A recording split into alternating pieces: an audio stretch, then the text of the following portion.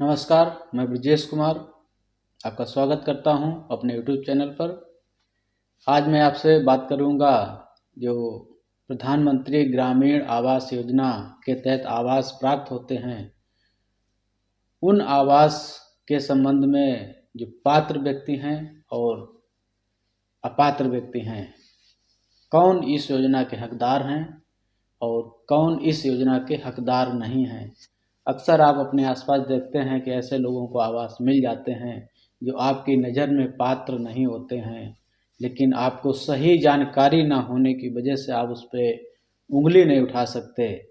तो ऐसे जो मानक हैं, मानदंड हैं, उनके बारे में आपको बताऊंगा। अगर आप हमारे वीडियो पे आ गए हैं तो वीडियो को कृपया करके छोड़ के नहीं जाइएगा। अक्सर आप लोग वीडियो को छोड़ के चले जाते हैं।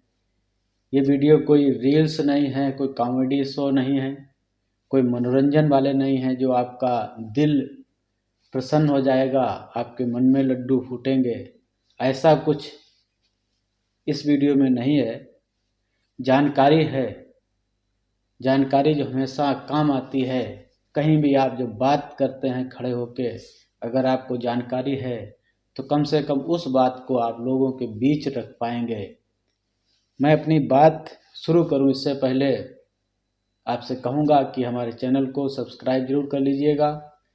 जैसे कोई भी काम वाले व्यक्ति का कभी फ़ोन आता है तो उसका आप फ़ोन नंबर अपने मोबाइल में तुरंत ही सेव कर लेते हैं।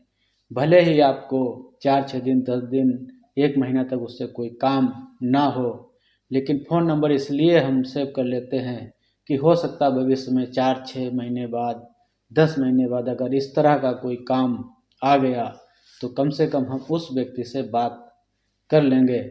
तो ऐसे ही हमारे यूट्यूब चैनल को आप सब्सक्राइब करके रखिएगा। जब भी कोई सरकारी स्कीमों की जानकारी होगी, कोई अपडेट होगा, मैं आपको उपलब्ध करवाता रहूँगा इस चैनल के माध्यम से।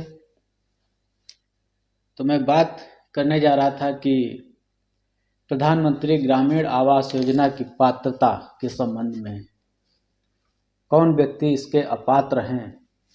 आपको इसकी जानकारी होना बहुत ही ज़रूरी है, क्योंकि जब आपके बगल में किसी व्यक्ति का कोई आवास बन रहा होगा, आप देखेंगे कि उसके पास ये साधन है, वो साधन है, फिर भी उसका आवास बन रहा है, तो आप कम से कम उस पर उंगली उठा पाएंगे कि ये गलत हुआ है।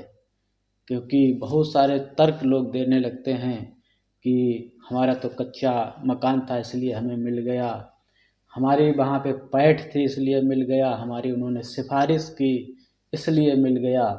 तो अगर इस तरह के काम होते हैं तो वो निश्चित ही ये सारे काम गलत होते हैं। सबसे पहले आप ये समझ लें नंबर 1 पॉइंट पे कि अगर किसी भी लाभार्थी का जिसका नाम सूची में है, अगर उस व्यक्ति का भारत में कहीं भी पक्का मकान बना हुआ है, अगर इसकी आपको जानकारी है तो आप सर्वे करने वालों को सही सूचना उपलब्ध करा सकते हैं। अगर कहीं भी उसका पक्का मकान बना हुआ है तो वह व्यक्ति योजना के लिए पात्र नहीं है, भले ही वो कच्चे मकान में क्यों ना रह रहा हो। अक्सर गांव में ये बातें छुपा ली जाती हैं कि लोग पक्का मकान छोड़ के कच्चे मकान में आके रहने लगते हैं आवास का लाभ हासिल करने के लिए, लेकिन ये सरासर गलत होता है। अगर कहीं पक्का मकान बना है उसका तो वह इस योजना का पात्रता नहीं रखता है।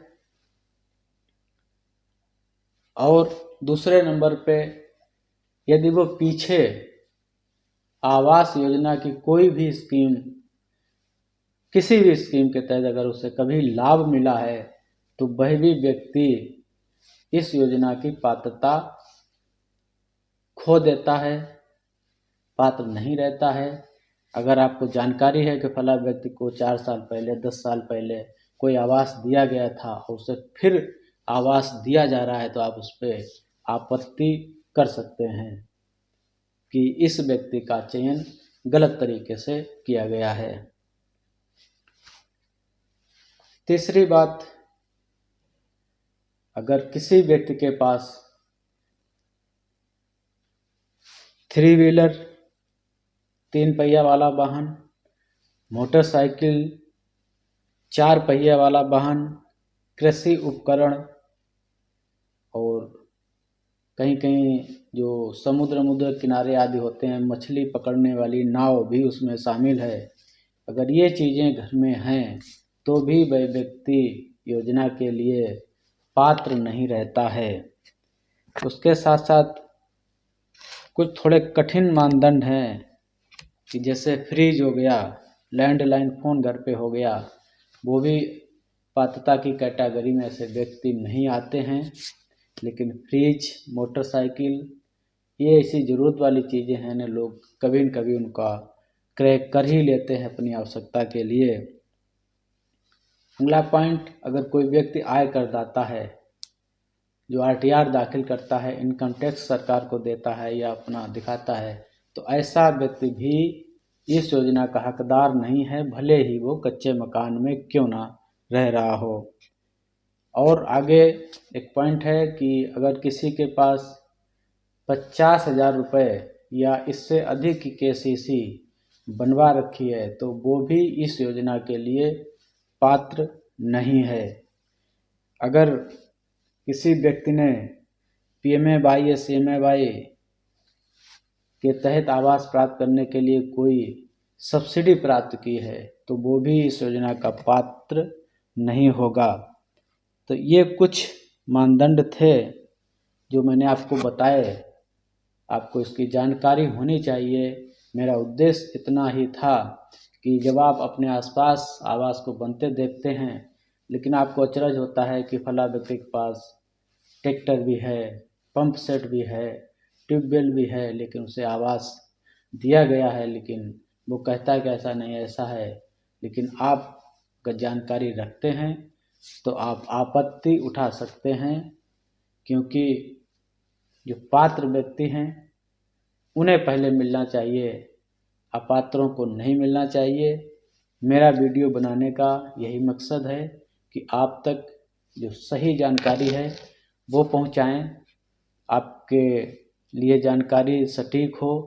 जब भी आप कहीं बात करें तो आप उस विषय से संबंधित ठीक से बात कर पाएँ और तर्क दे पाएँ कि हाँ ये मानक हैं इस व्यक्ति को आवास मिलने के लिए। यह मानक इसे अपात्र ठहराता है। अगर इसे आवास दिया गया तो ये नियम के प्रतिकूल होगा। तो ये जानकारी आपको कैसी लगी बताइएगा।